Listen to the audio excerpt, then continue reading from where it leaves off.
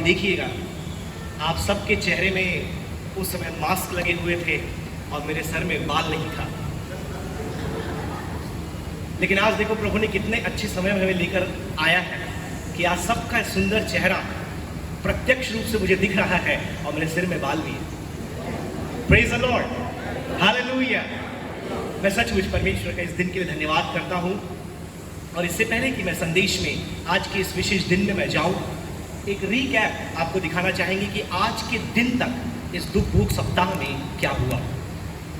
एक बहुत ही अच्छा संदेश पिछले इस जो रविवार गया उसमें हमने अपने वरिष्ठ पासवान के द्वारा सुना, क्योंकि गए रविवार को जो पैशन वीक का पहला दिन था, प्रभु यीशु मसीह, मुझे पता नहीं आप में से कितने लोग को विजिबल होगा ये, लेकिन जो पास है वो देख ही पा रहे होंगे, प्रभु यीशु मसीह यरूशलेम में प्रवेश करते हैं और एक विजयी प्रवेश होता है।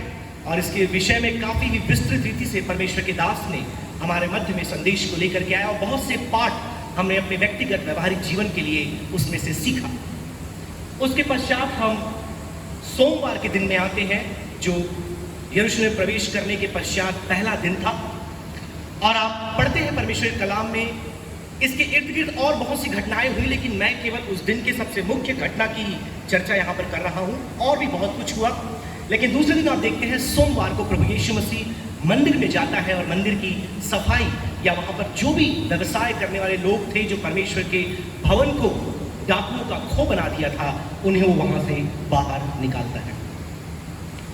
फिर आप वहाँ से मुड़कर मंगलवार पे जाएंगे, जो कि तीसरा दिन था पैशन वीक का। आपको मालूम चलेगा एक मुख्य घटना जो विश्वास का उपदेश प्रभु यीशु मसीह ने दिया, वह था अंजीर के वृक्ष के द्वारा फिग ट्री, कि कैसे उसे जब प्रभु यीशु मसीह ने फल चाहा उसमें नहीं मिला, श्राप दिया, वो सूख गया। और उसमें से एक विश्वास का लेसन, एक पाठ प्रभु यीशु मसीह अपने चेलों के लिए और हम सभी के लिए देते हैं। और फिर वहाँ से होने के बाद हम आज के इस दिन में आते हैं, जो एक बहुत ही मुख्य दिन है। और परमेश्वर के दास पास्टर फेलिक्स ने बहुत अच्छे से इसके ऊपर में कुछ बातें आपको बताई। इस दिन भी और भी बहुत सारी बातें हुई, लेकिन मुख्यतः जो आज का दिन था उसमें यहूदा और जो प्रभु यीशु मसीह को पकड़ना चाहते थे धर्म के गुरु, उनके बीच में एक वाचा बांधी गई। और यही आज मेरा विषय रहेगा आपके बीच में, कि जो वाचा यहूदा ने धर्म गुरुओं के साथ बांधी। अगर आप किंग जेम्स वर्जन पढ़ेंगे तो वहां पर जो वर्ड आया है, that Judas made covenant with religious leader, उसने धर्म गुरुओं के साथ वाचा बांधी। किस बात की वाचा? प्रभु यीशु मसीह को पकड़वाने की। याद रखें, आज वो पकड़वाया नहीं गया, लेकिन आज उसने वचन दिया, उसने वाचा बांधी कि मैं तुम्हारी सहायता करूंगा यीशु को पकड़वाने में। इसके लिए तुम मुझे क्या दोगे? तो उन्होंने वाचा में कहा 30 चांदी के सिक्के। परमेश्वर दास ने अभी आपको इन सारी बातों के विषय में बताया। तो इससे पहले कि जो 3 पाठ मैं आपके बीच में लेकर के आऊं, आप देख सकते हैं यहाँ पर लिखा है बुधवार का दिन है, पैशन वीक है, दुख भोग सप्ताह है। कई लोग पैशन वीक को समझ नहीं पाते, उनको लगता है पैशन वीक मतलब जोश और जुनून का सप्ताह। No no no, it's not josh and junoon. आज मुझे व्हाट्सएप मैसेज भी आया कि पैशन वीक को हिंदी में क्या बोलते हैं, जोश का सप्ताह। No no no, it's not josh और जुनून। यह प्राथमिक जो शुरुआत इस पैशन वीक की हुई वो लगभग 1100 सदी में हुई और उस समय 11वीं शताब्दी में हुई। उस समय लगभग इस शब्द का जो तात्कालीन अर्थ जो लैटिन वर्ड से आता है कि दुख से होकर के जाना, वेदना से होकर के जाना, तो डिक्शनरी में आपको शायद इस पैशन का वर्ड वो ना मिले जो हम मसीह लोग बाइबल के संदर्भ में समझते हैं। इसलिए आप ध्यान रखें, पैशन वीक का जो अर्थ होता है, जो बाइबल आधारित होता है, वो होता है दुख भोग सप्ताह। और किसने दुख उठाया? प्रभु यीशु मसीह ने हम सभी के लिए। और जो शीर्षक मैंने इस संदेश का दिया, बहुत विचार करने के बाद, यह था द ग्रेट फॉल। एक बहुत ही बड़ा पाप में गिरा जाना या पाप में पतन होना। किसका? यहूदा इस्करियोती का। और हर एक बात में जब आप देखते हैं कि एक प्रोसेस होता है, एक क्रिया होती है, और कोई भी व्यक्ति पाप में भी गिरता है तो एकदम से उसमें नहीं गिर जाता, उसके पीछे एक प्रोसेस होता है, एक क्रिया होती है। तो जब मैं यहूदा के जीवन का अध्ययन कर रहा था, 3 बातें मेरे विचार में आई जब मैं परमेश्वर के वचन पूरे चारों सुसमाचारों को पढ़ रहा था कि कैसे यहूदा अचानक से जो यीशु मसीह का चेला था, 3 साल उसके साथ रहा, और कैसे वो यीशु मसीह को पकड़वाने के लिए एकदम तैयार हो जाता है। तो पूरे दुनिया भर में इस दिन को 2 नाम दिए गए हैं। तीसरा चौथा नाम भी होगा, जैसे होली वेडनेसडे और कुछ, लेकिन 2 अर्थपूर्ण नाम दिए गए हैं। एक तो साइलेंट वेडनेसडे, जैसे हिंदी में आप बोल सकते हैं शांत बुधवार, और दूसरा है स्पाई वेडनेसडे, जिसका मतलब जासूसी का बुधवार। फिर से मैं एक बार रिपीट करूंगा। पहला साइलेंट वेडनेसडे मतलब शांत बुधवार। अब शांत बुधवार क्यों कहा जाता है? क्योंकि बहुत से विद्वानों का और मसीही लोगों का यह मानना है कि आज के दिन यीशु ने कुछ नहीं किया। आप बाइबल जब पढ़ेंगे 3 सुसमाचार में लिखा है कि यीशु इस दिन बैतनिया में ही रहा, और हर एक दिन की चर्चा आपको मिलेगी किस किस दिन उसने क्या किया, लेकिन बुधवार को उसने क्या किया आपको चर्चा नहीं मिलेगी। इसलिए बहुत से विद्वान ये मानते हैं कि आज का दिन जो है एक शांत बुधवार है, जिसमें उसने कुछ भी नहीं किया। लेकिन फिर कुछ लोग ऐसे हैं कि शांत बुधवार मतलब प्रभु यीशु मसीह तैयारी कर रहा था किस बात की? फसह के पर्व की, प्रभु भोज की। तो परमेश्वर के साथ वो प्रार्थना में बैठा हुआ था, परमेश्वर के साथ वो क्या कर रहा था? अपने संबंध को और मजबूत कर रहा था। उस क्रूस को उठाने के लिए वो अपने आप को आत्मिक रीति से तैयार कर रहा था, इसलिए वो शांत था बैतनिया में। अब बैतनिया यरूशलेम से 3 किलोमीटर दूर है, और यहीं पर आप पढ़ते हैं शमौन उस व्यक्ति के बारे में जिसको लेप्रोसी था, जिसको कोढ़ की बीमारी थी, और उसके घर में ही आप देखते हैं एक अच्छी घटना जो पिछले गए रविवार के पहले के रविवार परमेश्वर के दास ने एक अच्छा बहुत ही सुंदर व्याख्यात्मक संदेश, मुझे एक्सपोजिटरी मैसेज बहुत पसंद है, और वो इतना अच्छा मैसेज परमेश्वर के दास ने दिया कि हर एक पहलू को स्पर्श करके बताया कि उस मरियम ने आखिर यीशु के पैर को अपने आंसुओं से और उस बहुमूल्य इत्र से कैसे धोया, और क्या क्या प्रैक्टिकल लेसन हमारे निकलते हैं। तो उसी के घर में ये घटना होती है। तत्पश्चात आप देखते हैं कि यहूदा वहां से निकल करके जाता है प्रभु भोज में शामिल होने से पहले, और धर्मगुरुओं से वाचा बांधता है कि मैं यीशु को पकड़वाऊंगा। इसलिए इसे स्पाई वेडनेसडे या जासूसी का बुधवार कहा जाता है, क्योंकि आज के ही दिन से मतलब आज से ही वह यीशु को पकड़ने की ताक में लग जाता है कि कब मुझे मौका मिले मैं यीशु को पकड़वा दूं, ताकि मैं अपनी वाचा पूरी करूं। हम बाइबल में परमेश्वर की वाचा के विषय में पढ़ते हैं, लेकिन जब आप यहां पर आते यहूदा के जीवन में, इसने भी अपने जीवन में वाचा बांधी, लेकिन ये वाचा किसी के फायदे के लिए नहीं थी, परंतु उसके प्रभु यीशु मसीह को उनके हाथों पकड़वाना जो उसे फंसाना चाहते थे।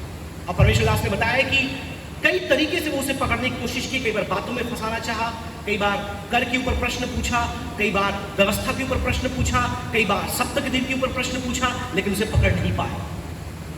और इस प्रकार से उनका प्रयास विफल रहा, और वो खुद जाकर के यीशु को पकड़ तो सकते, लेकिन वो बोलते हैं अगर पर्व के समय पकड़ेंगे तो ये भीड़ हमको पटवा करके हम पर बलवा कर देगी, हमें मार डालेगी, क्योंकि यीशु के पास भी अनुयायी थे। तो बोले हम तो जाकर पकड़ नहीं सकते, हमें उसके बीच में से कोई चाहिए जो आकर के हमें क्या करे, मौका दे उसे पकड़वाने का। तो यहूदा वो व्यक्ति बनता है, इसलिए इसे स्पाई वेडनेसडे कहा जाता है। अब वो शास्त्र भाग जिस पे आज की शाम हम केंद्रित रहेंगे, वैसे तो पूरे यहूदा के जीवन को हम देखेंगे आज की शाम, मतलब जहां जहां यहूदा के बारे में बताया गया है, लेकिन जो मुख्य भाग जो आज के दिन में घटित हुआ वो है मत्ती 26 अध्याय 14 से 16। मैं चाहूंगा किसी को खोल लिया है तो कृपया पढ़ने में सहायता करें। मत्ती 26 14 से 16। अब यहूदा इस्करियोती ने, जो 12 चेलों में से एक था, प्रधान याजकों के पास जाकर कहा, यदि मैं उसे तुम्हारे हाथ पकड़वा दूं तो मुझे क्या दोगे? उन्होंने उसे 30 चांदी के सिक्के तौल कर दे दिए, और मैं उसी समय से उसे पकड़वाने का अवसर ढूंढने लगा। अख़मीरी रोटी के पर्व के पहले दिन चेले यीशु के पास, उसी समय से उसने उसे पकड़वाने के लिए क्या करने लगा? अवसर ढूंढने लगा कि अब मैं यीशु को पकड़ पाऊंगा। अब इसमें एक बहुत बड़ा प्रश्न हमारे सामने आता है कि आखिर यहूदा ने यीशु को क्यों पकड़वाया? ये एक बहुत बड़ा प्रश्न है। उस प्रश्न का उत्तर चारों सुसमाचार प्रचारक या लेखक हमें देते हैं एक एक करके।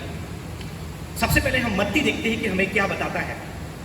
लेकिन मत्ती को देखने से पहले जो सबसे पहले लिखा गया सुसमाचार है वो है मरकुस। बहुत से लोगों को लगते हैं कि मत्ती पहले आता है इसलिए मत्ती पहले लिखा गया, नहीं। सबसे पहला सुसमाचार जो पूरे पंडितों का मानना है जो लिखा गया, जिसे क्यू सोर्स भी कहा जाता है, इसके द्वारा वो लिखा गया, वो है मरकुस की इंजिल। मैं चाहूंगा मरकुस उसका 14:10 से 11 कोई पढ़ने में सहायता करें। तब यहूदा इस्करियोती जो 12 में से एक था प्रधान याजकों के पास गया कि उसे उनके हाथ पकड़वा दे। वे ये सुनकर आनंदित हुए और ध्यान से सुने, वे ये सुनकर आनंदित हुए, तत्पश्चात और उसको रुपये देना स्वीकार किया। आप अंग्रेजी में पढ़ेंगे, वहां लिखा है they were glad and offered him a reward. मतलब वो आनंदित हुए और उसे एक प्रतिफल, एक गिफ्ट, एक उपहार देने का निर्णय लिया। तो मत्ती के अनुसार यहूदा ने क्यों यीशु को पकड़वाना चाहा? क्योंकि वो चाहता था कि उसे कुछ उपहार मिले और धर्मगुरु ने उसे उपहार देने की प्रतिज्ञा दी। वो बोलता ठीक है, done, I make a covenant with you. अब चलते हैं मत्ती के पास, कोई पढ़ने में सहायता करे। 26 का 15 अभी हमने पढ़ा, मत्ती 26 उसका 15। यदि मैं उसे तुम्हारे हाथ पकड़वा दूं हाँ, तो मुझे क्या दोगे? उन्होंने उसे 30 चांदी के सिक्के तौल कर दे दिए। यहां पर आप देखते हैं कि उन्होंने ऑफर नहीं किया, धर्मगुरु ने उसे देने की प्रतिज्ञा नहीं की, परंतु यहूदा ने स्वयं मांगा कि तुम मुझे क्या दोगे। पहले वाले में उसने मांगा नहीं, उसको ऑफर किया गया कि हम तुम्हें प्रतिफल देंगे। लेकिन यहां पर यहूदा खुद आगे होकर के बोलता है कि तुम मुझे क्या दोगे अगर मैं यीशु को पकड़वाऊं। तो मरकुस के अनुसार उसे प्रतिफल मिलना था इसलिए उसने ये किया। मत्ती के अनुसार उसे खुद पैसा चाहिए था इसलिए उसने ऐसा किया। आइए हम यूहन्ना के पास चलते हैं, 13 उसका 2। यूहन्ना 13, लुका माफ करें, लुका 22 उसका 3-4 पढ़ेंगे, फिर यूहन्ना 13 का 2 हम पढ़ेंगे। लुका 3 उसका 22 उसका 3-4। तब शैतान यहूदा में समाया। अब देखिए यहां पर लुका जो है एक तीसरा कारण हमें बताता है कि आखिर क्यों यहूदा ने यीशु को पकड़ाया। यहां पर यह बताता है कि शैतान उसके अंदर घुस गया, जो इस्करियोती कहलाता और 12 चेलों में गिना जाता था। और यही बात हमें यूहन्ना भी बताता है, इसलिए पढ़े यूहन्ना 13 उसका 2। यूहन्ना की इंजिल 13 अध्याय उसका 2। जब शैतान शामोन के पुत्र यहूदा इस्करियोती के अब यहां भी आप देखिए लुका और यूहन्ना दोनों इस बात को बताते हैं कि शैतान यहूदा के अंदर प्रवेश कर।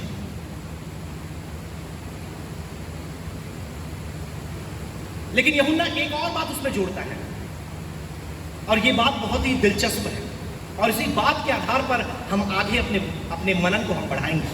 पढ़िए उसका 12 का 6, यूहन्ना 12 का 6। यह एक्सक्लूसिव स्टेटमेंट है, बहुत ही यूनिक एक्सपोजे है यूहन्ना के द्वारा। पढ़िए 12 उसका 6। उसने ये बात इसलिए नहीं कही कि उसे कंगालों की चिंता थी। हाँ, परंतु ये वही घटना है जो एक संडे पहले हमारे परमेश्वर दास ने बताया कि मरियम कैसे यीशु के पैर में उस बहुमूल्य इत्र को उड़ेलती है। उसे देख करके यहूदा खड़ा हो जाता है और बोलता है कि इतना बहुमूल्य इत्र तुमने क्यों जाया कर दिया, क्यों ना इस इत्र को बेच करके यह पैसा गरीबों में बांट दिया जाता। इतना तक आप जानते थे, लेकिन यूहन्ना यहाँ पर एक लाइन जोड़ता है। पढ़िए सिस्टर, वो बोलता है उसने ये बात इसलिए नहीं, हाँ, उसने ये बात इसलिए नहीं की, उसे कंगालों की चिंता उसे कंगालों की चिंता थी, परंतु इसीलिए लेकिन इसलिए कही कि वह चोर था। वो चोर था। हेलो, यहूदा कौन था? जोर से बोलिए, अरे बोलिए ना जोर से। चोर था। यहूदा कौन था? चोर था। धन्यवाद हो परमेश्वर के वचन का। इसलिए चारों सुसमाचार पढ़ना बहुत जरूरी है, क्योंकि हर एक जो लेखक है अपनी ओर से एक विशेष सूचना या जानकारी हम तक पहुंचाता है। मैं धन्यवाद करता हूं परमेश्वर की आत्मा की प्रेरणा का, जिसके द्वारा यह सुसमाचार लिखा गया, जिसके द्वारा हमें एक व्यक्ति के हर एक पहलू की जानकारी मिलती है। शैतान उसके अंदर समाया, बहुत अच्छी बात है, लेकिन समाने के पहले ही वो क्या कर रहा था? अंग्रेजी में आप पढ़ेंगे, वहां लिखा है he used to steal from it। मतलब वो एक बार चोरी नहीं किया, एक दिन उसने चुराया नहीं, वो हमेशा उसमें से क्या करता था? चोरी। आप अन्य अनुवादों में पढ़ेंगे, वहां पर लिखा है he used to help himself out of the money that he collected। मतलब हमेशा उनमें से वो बहुत ही अच्छा अनुवाद मेरे को लगा, मतलब बहुत ही मृदुभाषी, कि वो अपनी सहायता उन पैसों से करता। नो नो नो, ये बहुत अच्छा अनुवाद है हिंदी का। वो चोर था और परमेश्वर के भंडार से, दान से पैसा चोरी करता। He was not used to help himself.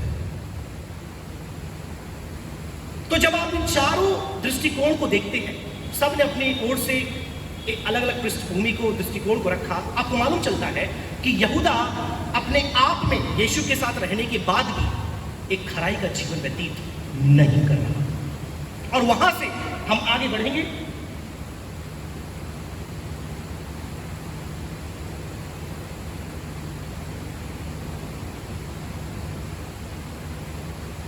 एक बहुत बड़ा प्रश्न यहां पर आता है। इस प्रश्न का उत्तर देना बहुत जरूरी है क्योंकि यह यहूदा संबंधित है। क्या यहूदा को यीशु को पकड़वाने के लिए पहले से परमेश्वर ने निर्धारित किया था या उसके पास स्वतंत्र इच्छा थी? मैं फिर से रिपीट करूंगा। Was Judas predestined to betray Jesus or he had the free will? अब यदि आप कुछ विद्वानों से पूछें जो स्कॉलास्टिक पीरियड में थे, वो आपको यह बताएंगे कि यहूदा को परमेश्वर ने पहले से निर्धारित कर दिया। ना केवल यहूदा को परंतु पूरे मानव जाति को परमेश्वर ने क्या कर दिया? पहले से निर्धारित कर दिया। किसके लिए? कुछ को स्वर्ग के लिए और कुछ को नरक के लिए। बाइबल में कहीं ये नहीं लिखा है, कहीं भी नहीं लिखा है बाइबल में, लेकिन कुछ लोग ऐसा मानते हैं, वो उनकी मान्यता है। बाइबल का विश्वास नहीं है। ध्यान से सुने, आपको भी बार सुनने के लिए ऐसा प्रचार मिलेगा कि परमेश्वर ने कुछ लोग को स्वर्ग के लिए पहले से ही निर्धारित कर दिया है और कुछ लोग को नरक के लिए। नो। फिर उसके बाद जब उस विचार में थोड़ा और विकास हुआ, पूर्व निर्धारण के विचार में, तब वहां पर हमें यह समझ में आता है, जैसे कि परमेश्वर के दास ने लगभग 4 बार इस स्टेटमेंट को कहा। कितने बार? 4 बार। 4 से ज्यादा बोला होगा, मैंने ध्यान से 4 बार सुना कि परमेश्वर को पूर्व ज्ञान है। किस बात का पूर्व ज्ञान है? अतीत का, वर्तमान का और भविष्य। और उन्होंने ये भी बताया कि परमेश्वर अपने भविष्य वक्ताओं के द्वारा समय समय पर होने वाली बातों के विषय में सूचित करता है। और माइनर प्रॉफिट में एक स्टेटमेंट ये भी लिखा है कि वह सूचना दिए बिना कोई भी काम नहीं करता। वो बताता है अपने लोगों को कि क्या होने वाला है। तो कई लोग ये बोलते हैं कि यहूदा ने ये सब इसलिए किया क्योंकि परमेश्वर ने उसे बाधित किया और वो बंधन में था, उसके पास स्वतंत्र इच्छा नहीं थी, और जब शैतान उसके अंदर घुस गया, he was out of control. लेकिन जब प्रभु के वचन को आप पढ़ते मेरे प्रियो, आपको एक अलग ही प्रकाशन मिलता है। किसी व्यक्ति का प्रकाशन नहीं, बाइबल का और वचन। मैं चाहूंगा कुछ आयतें हम मिल करके पढ़ेंगे।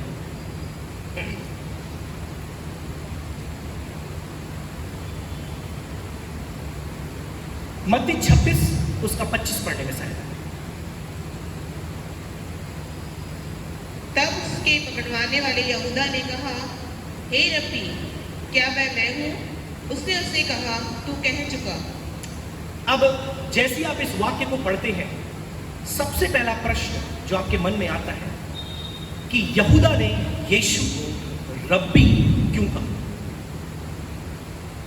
याद रखें, ये अब उस अंतिम चरण में है। 3 साल, 3.5 साल यीशु के साथ यहूदा रहा।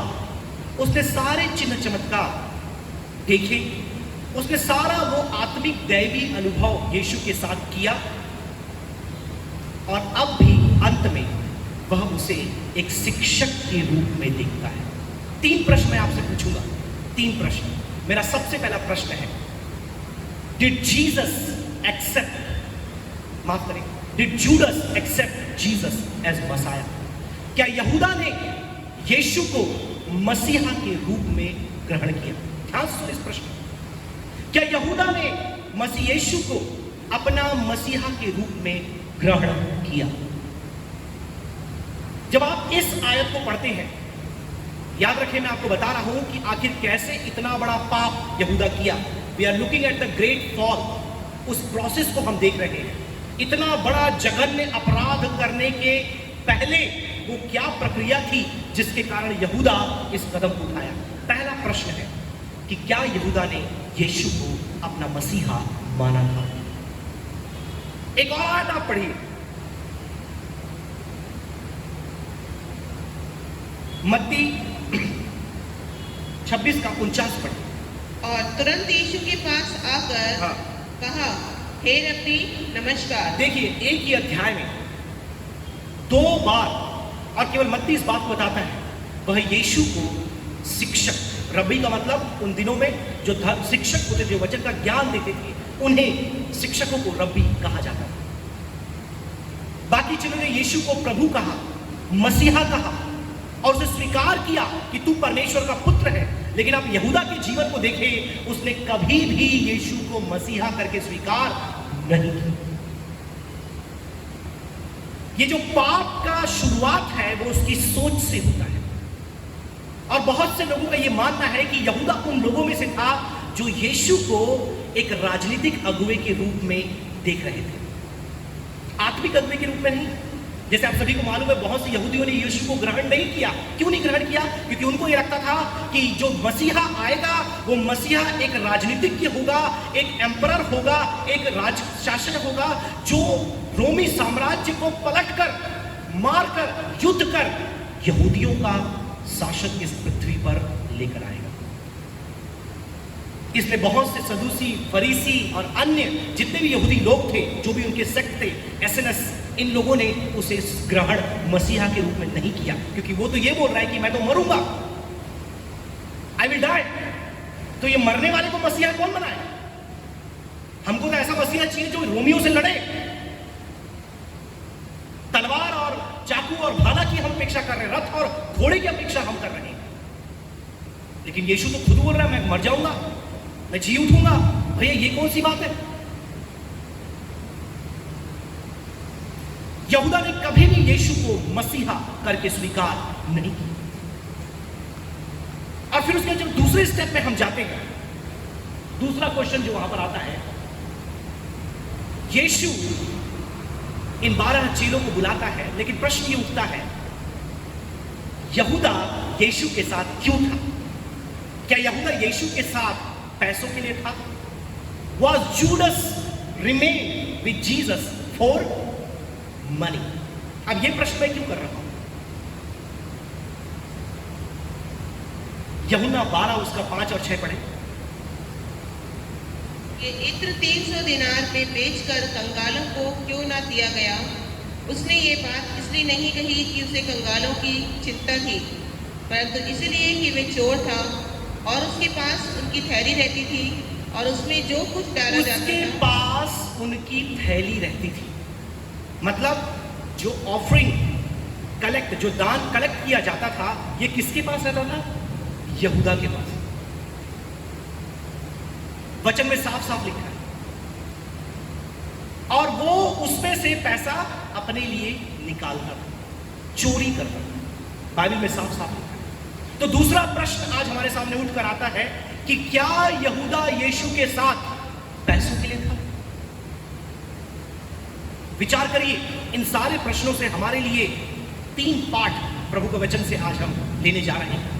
पहला प्रश्न मैंने आपसे पूछा कि क्या यहूदा ने यीशु को अपने मसीहा के रूप में स्वीकार किया था?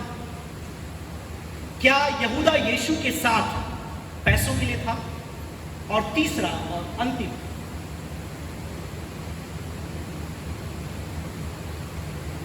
पढ़िए मत्ती 27 उसका 8। इस कारण वह खेत आज तक लहू का खेत कहलाता है।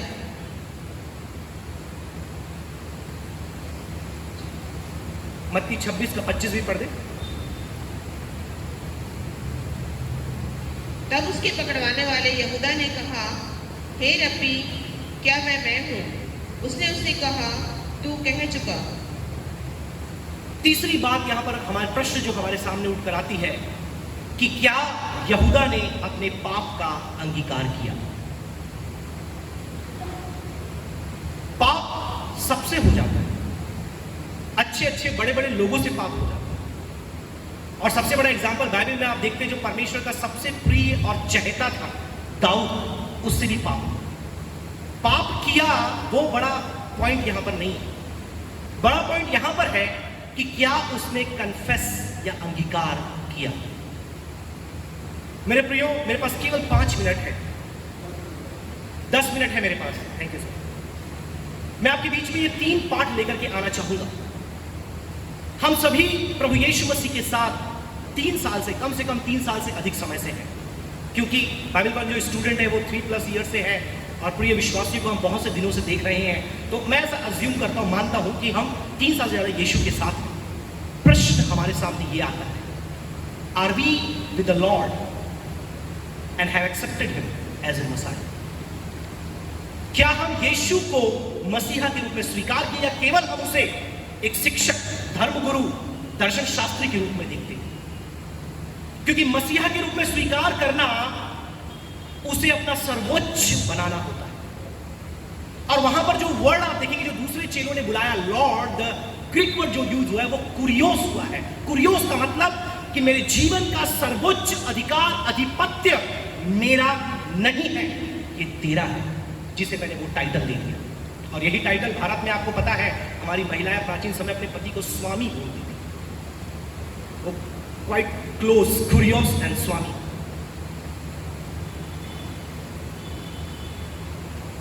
प्रभु ने बहुत सी ज्ञान की बातें बताई और उस ज्ञान की बातों को सुनकर बहुत से लोग आकर्षित हुए, बहुत से बच्चे भी आए, क्योंकि अच्छी कहानियां यीशु बताता था, चमत्कार करता था। तो बीमार, नंगे, लूड़े, लंगड़े, जो लोगों को जो चाहिए वो यीशु के पीछे हो लिए। But did all of them accepted him as messiah? ये प्रश्न आज हमारे सामने यहूदा का जीवन रखता है कि क्या हम प्रभु यीशु मसीह को अपने जीवन में मसीहा के रूप में वो सर्वोच्च शीर्षक देते हुए स्वीकार करते हैं? यदि करते हैं तो क्या आपने अपना सब कुछ उसे सौंपा है? क्या उसका आधिपत्य, उसका अधिकार, संपूर्ण अधिकार आपके जीवन में है, या फिर आज भी आपका जीवन आपकी इच्छाओं के अधिकार पर चल रहा है? और आप देखिए, जो चेलों का नाम जब पूरे सुसमाचार में आता है, आपको पता है सबसे पहले किसका नाम आता है चेलों की लिस्ट में? किसका नाम आता है? हाँ, पीटर। वाह। और फिर हाँ, ठीक, कुछ नाम आप देखते हैं सबसे पहले आता है, लेकिन सबसे आखिरी में आपको पता है किसका नाम आता है? यहूदा।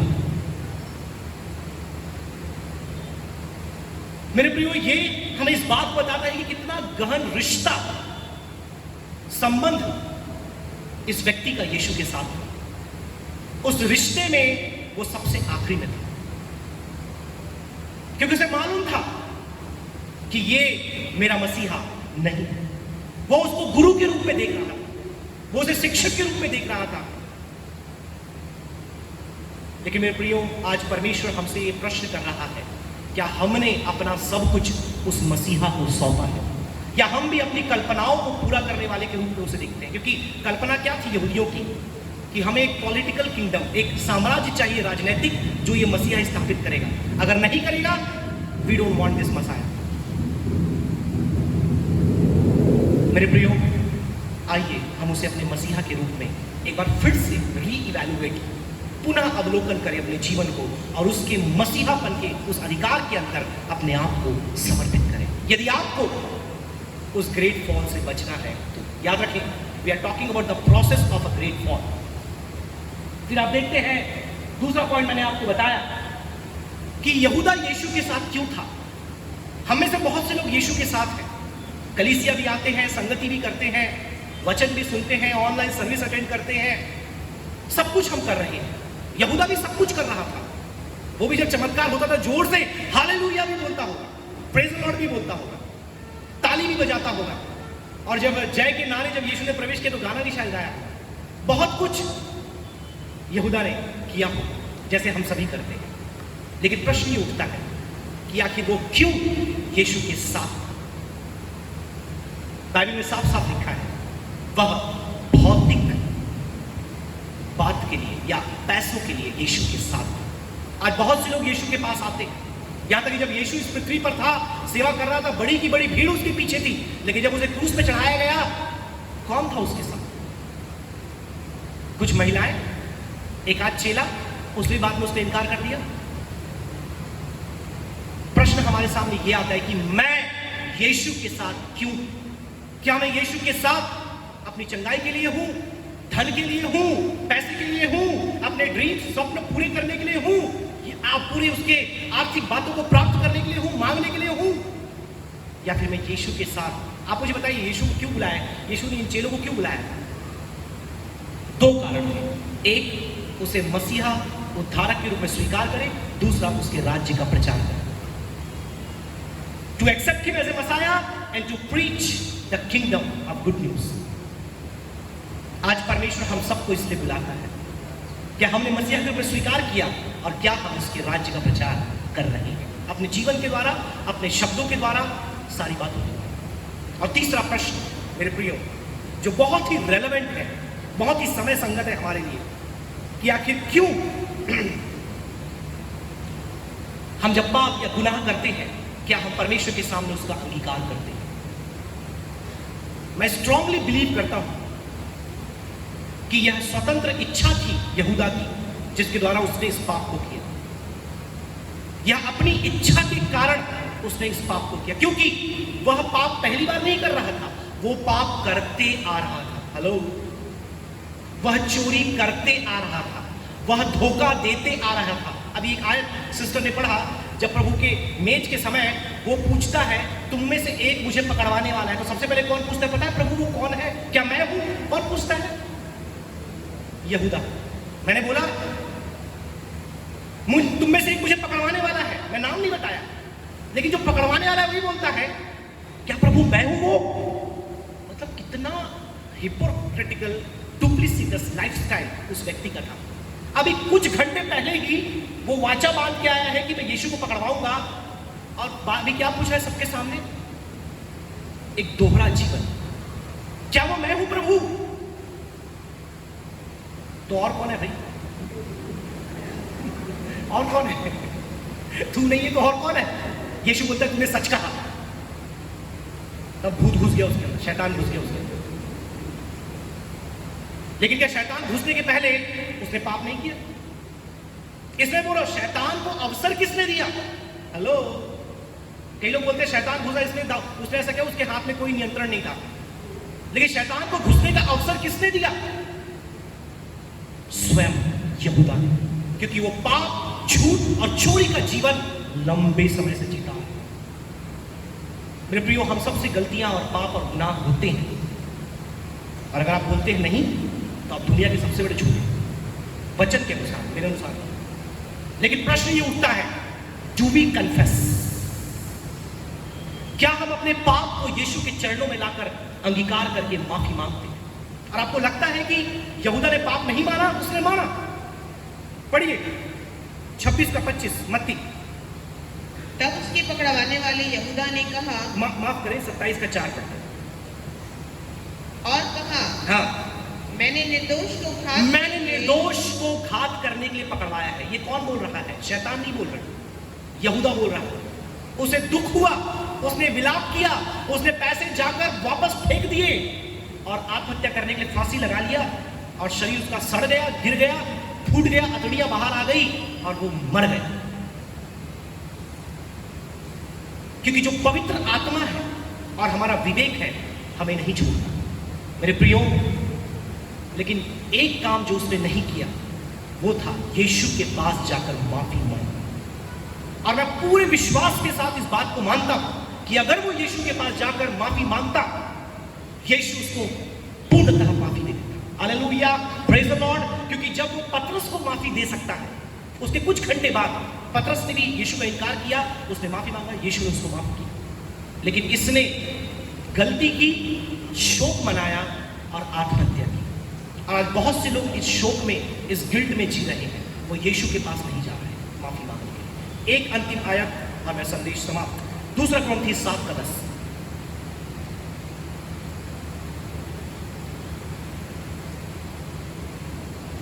क्योंकि परमेश्वर भक्ति का शोक ऐसा पश्चाताप उत्पन्न करता है जिसका परिणाम उद्धार है, और फिर उससे पछताना नहीं पड़ता, परंतु सांसारिक शोक मृत्यु उत्पन्न करता है। भक्ति का शोक हमारे अंदर पश्चाताप को उत्पन्न करता है और जिससे हमारा उद्धार होता है। लेकिन जो सांसारिक शोक है उससे मृत्यु आती है। मेरे प्रियो, यदि आज आप जीवित हैं और आपका जीवन ईश्वर भक्ति में है, आप अपने गुनाहों के लिए विलाप करके, माफी मांग के यीशु के सामने अंगीकार कर सकते हैं। और वचन में लिखा है, अगर if you confess your sin he is faithful, यदि आप अंगीकार करें तो वह विश्वास योग्य है आपको माफी देने में। होने पाए परमेश्वर इन तीनों प्रश्नों के द्वारा आज की शाम हम में से हर एक के अंतरात्मा में एक विश्वास को उत्पन्न करे, एक विचार को उत्पन्न करे कि मैं यीशु के साथ क्यों हूं। क्या मैंने यीशु को अपना मसीहा के रूप में स्वीकार किया है, और क्या मैंने अपने हर एक गुनाह को यीशु के चरणों में अर्पित किया है। May the good Lord bless all of you. Praise the Lord.